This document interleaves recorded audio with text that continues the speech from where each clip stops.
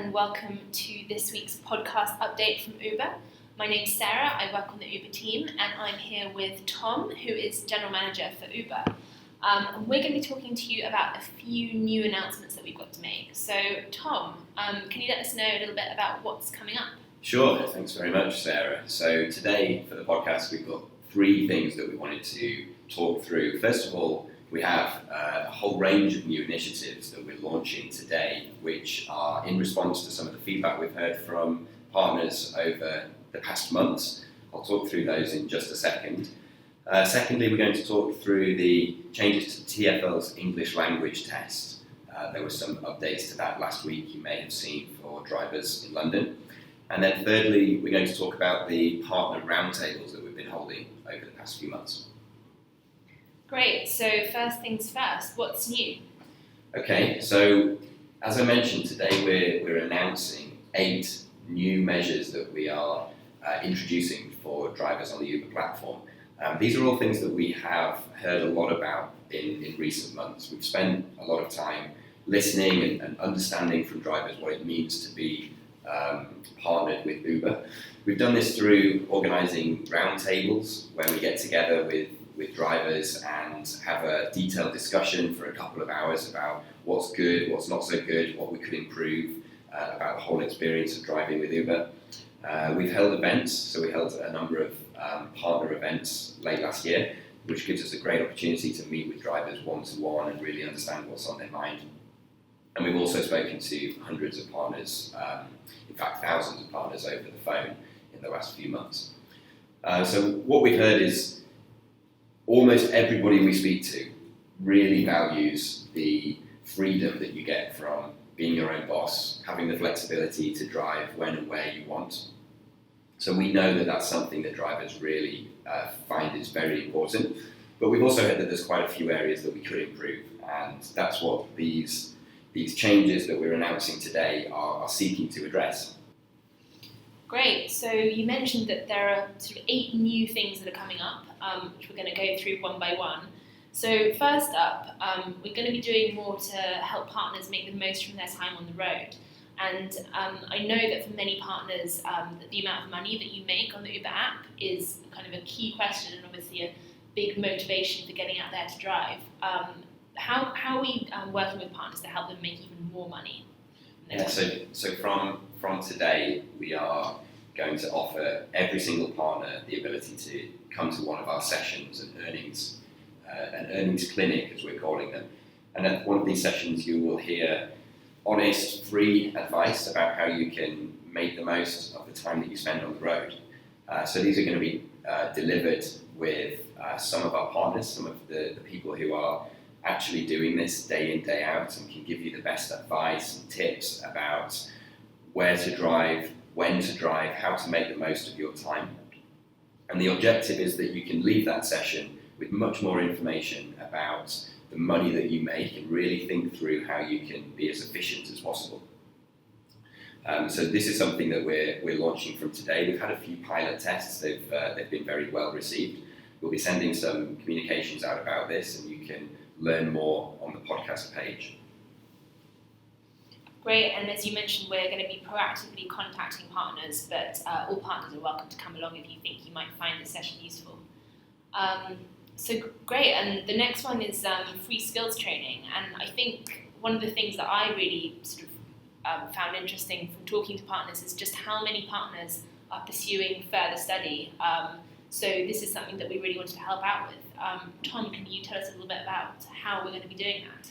Yeah, absolutely. As you mentioned, as we've spoken to partners, it's been really, really inspiring to hear from partners who are doing all kinds of things. We've met people that are studying for PhDs, doing masters of finance and business management, people that are going through training to start their own business. We even came across somebody who was doing a rocket science degree, and we know that we've heard that these the ability or access to training is something that partners who are driving with Uber would find helpful. So from today, we're offering every partner driver who's completed over 500 trips on the platform access to a course with FutureLearn. FutureLearn are a company who provide online courses. There are hundreds and hundreds of courses that they offer, from business and management courses, science courses, language learning. There's a whole range of different things. And through the remainder of this year, every partner will be able to have one course, which is completely free, and then get the certificates at the end of the course paid for by Uber. Brilliant, and as you mentioned, there really are so many courses to choose from, so it's well worth going and having a look on their website, and we'll be sending you more information about that. And as Tom said, it's completely free for you to get that qualification, so well worth having a look. So the next one, which I think a lot of partners will be really excited about, is a sort of an improvement to our driver destinations feature. Now, the driver destinations is the ability to request that we send you a trip heading in the direction that you want to go in. But we've actually made another improvement to that, which we hope will be as popular as the feature is at the moment with partners. Tom, can you tell us a little bit about that new improvement? Sure. So Drive Destinations was a good example of a new feature that we launched, having spoken to partners and heard from people who are driving with Uber. We launched that last year after drivers had told us that they would like to be able to set a destination, such as their home, and then only get trips going in that direction when they're heading home, or they've got to an appointment to go to. We've also heard in recent months, though, that it would be helpful if we could offer a time alongside that. So if you have to be at home for 3 o'clock to pick the kids up, or you have to be somewhere at 5 p.m. to go to an appointment, you can now do that within the app.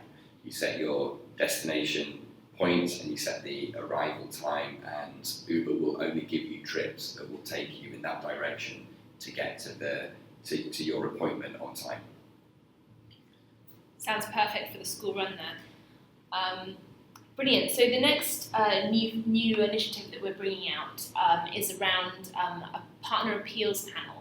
And this is something that we know is a subject which is very close to drivers' hearts, and something that we really wanted to address. So Tom, can you talk us through the partner appeals panel and how that's going to work? Absolutely. So one of the things that we heard from partners, particularly through the roundtables that we had, was when, in the instance that Uber is forced to remove access to the app for partners, it happens very rarely, but from time to time there may be occasions where we think it's necessary to permanently remove someone's access. If there's been a serious incident, or we've had multiple reports from riders, for example, then we would take those steps. It's clearly something that we treat very, very seriously. It's a decision that we certainly don't take lightly, and we think long and hard about because of the impact that it has to partners. But we also recognise that there may be times where having a third party to hear that decision and a panel of people to appeal the decision to would be helpful.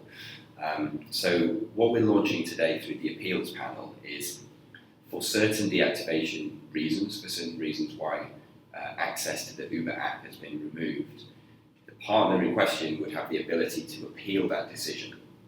The appeal would be heard by a panel of other drivers, and the panel of other drivers would then hear both sides of the story from Uber, from the partner, and they would make a decision as to whether they thought that removing access was the right step or not.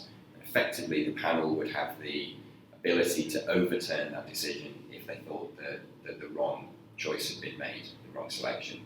And this is something that we think is hopefully going to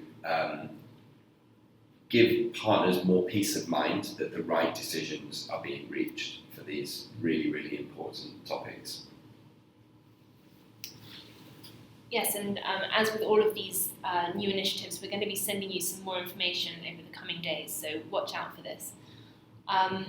The next one is around Uber's community guidelines, and I think this really stemmed from us hearing from partners that Obviously we want to foster respect in the vehicle. We respect that, these are two strangers getting in, the partner and the rider.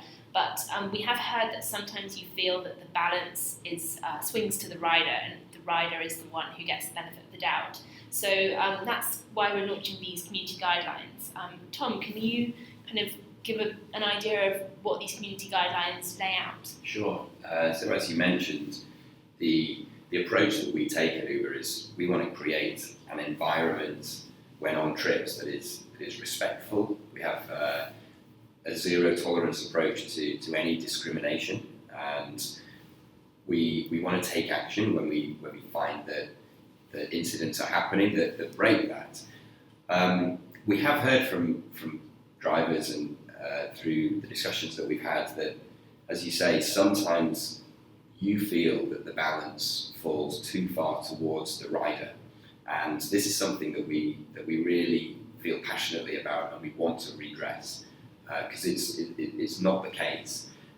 So these community guidelines give both riders and partners really clear and simple expectations of the behaviour that they can expect when driving or riding on the Uber platform. What we want these guidelines to do is give a kind of clear indication of, if you break these guidelines as a rider, then you may find that you're blocked from using the Uber app. So the new guidelines have been published today. You can find them by going to the podcast page, and there's a link through to them there.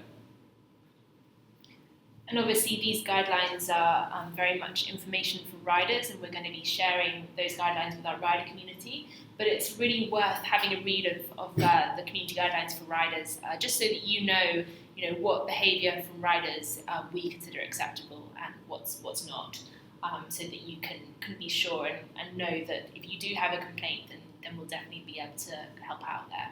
Absolutely, and the one thing that we always encourage drivers to do is, if you do have an issue with a rider, if a rider is not sticking to the guidelines or is doing something that makes you uncomfortable or is against our guidelines, then please do report it to us. We read every single piece of feedback. We take action on all of those where necessary. So please do use the partner app to tell us about the experience that you're having. So the next new initiative, and we're now on 6 of 8, so we're nearly there, is around help with saving for the future. Now, obviously, as independent, self-employed contractors, it's really important that you have funds for when you're not working, whether that's because you're going on holiday or you need to take some time off for whatever reason. So we are partnering with a company to make that easier for you and give you some exclusive deals, which Tom can talk to a little. Sure. So we have a couple of sort of specific deals that are custom made for Uber partners. There is an ISA and a pension. These are going to be released in the coming months. So we have a partnership in place with a company called Money Farm. These are really exciting products, so more to come on this one, but please do stay tuned, and we really think that these are going to be valuable products that can offer you a discount from the best rates that you would otherwise get for these. Yes, and more information about that is going to be coming in the sort of the next couple of months, but we will keep you updated on that. But sticking with the money subject, we've got a really exciting new feature which we're trialling, which we're calling FlexPay. So Tom, can you talk through how FlexPay is going to work? Absolutely. So FlexPay very simply gives you the ability to choose when you want to cash out your payments. So if you're taking trips on the Uber platform, you can see in your partner app how many trips you've taken and what your total fares are. Before FlexPay, you'd have to wait until the end of the week for the payment cycle to be started, which starts at the beginning of the week, and you usually receive your payment at the end of the week. With FlexPay, you can choose whenever you want to cash out. You can do that multiple times through the week. You could even do it every day if you wanted. And what that does is it starts the payment process, and the money then takes 3 days to be transferred into your account. So you have much more flexibility over when you receive the fares that you receive from your riders. I think this is something that lots of riders would quite like to have as well when payday feels a little bit far away. And then finally, and we're going to be coming onto this topic a little bit more in some more detail, but in light of Transport for London's new requirements around the English test, we're going to be offering some free English language courses that partners who are maybe worried about English and the skills that they need to prove will be able to take advantage of. Tom, can you talk about our partnership with Busuu and how that works for partners? Yeah, so we have an exclusive partnership deal with a company called Busuu. Busuu are a really innovative way to learn a language, any language in fact, or they have several that they offer through their app.